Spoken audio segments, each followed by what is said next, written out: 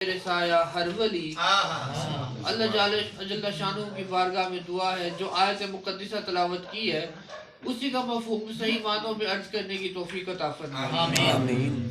سورہ یونس میں اللہ کریم نے فرمایا الا ان اولیاء اللہ لا خوف علیہم ولا هم یحزنون، خبردار ہو جاؤ، سن لو، اٹینٹیو ہو کے سننا ہے، ٹلے بہ کے نہیں سننا، سب کچھ ملے گا، سارے معاملات ہوں گے، لیکن توجہ سے سنو، جو اللہ کے محبوب ہوتے ہیں، جو اللہ کے دوست ہوتے ہیں، انہیں کسی قسم کی ٹینشن پریشانی نہیں ہوتی، وہ بے فکر ہوتے ہیں، وہ بے نیاز ہوتے ہیں، انہیں نہ کوئی پریشانی ہوتی ہے نہ وہ غمگین ہوتے ہیں۔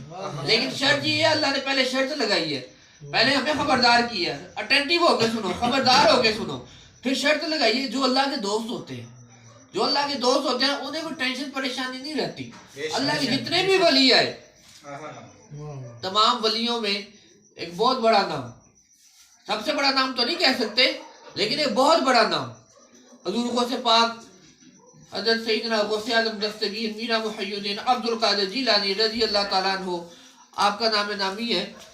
آپ کی پیدائش سے پہلے آپ کے والد ماجد کو آقا کریم صلی اللہ علیہ وآلہ وسلم خواب میں تشریف لائے، زیارت نصیب ہوئی، آپ کا نام تھا موسیٰ۔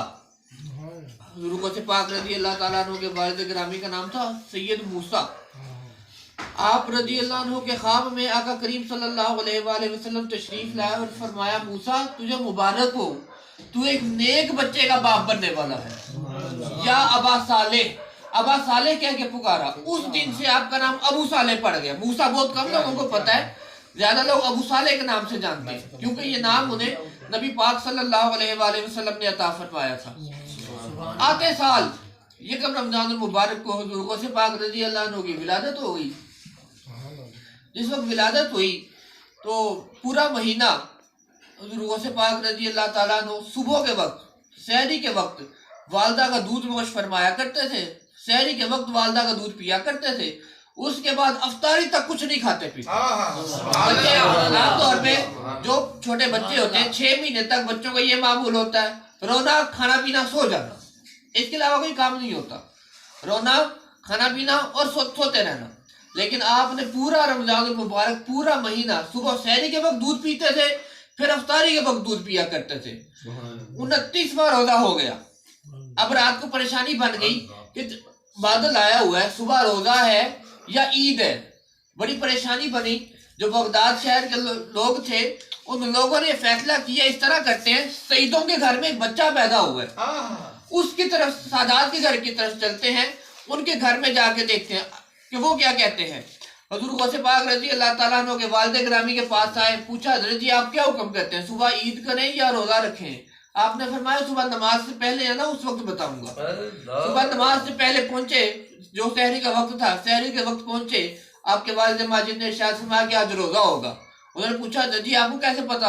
انہوں نے کیونکہ آج سحری کے وقت اٹھ کے میرے بیٹے نے دودھ پی لیا تھا، اب یہ سارے دن کچھ نہیں کھائے پیے گا، افطاری کے وقت کھائے گا، اس کا مطلب یہ روزہ رکھتا ہے۔ پہلا سال آپ کا پیدائش پہلی رمضان کو یا پیدا ہوتے ساتھ آپ نے پورا مہینہ رمضان کا روزے رکھے۔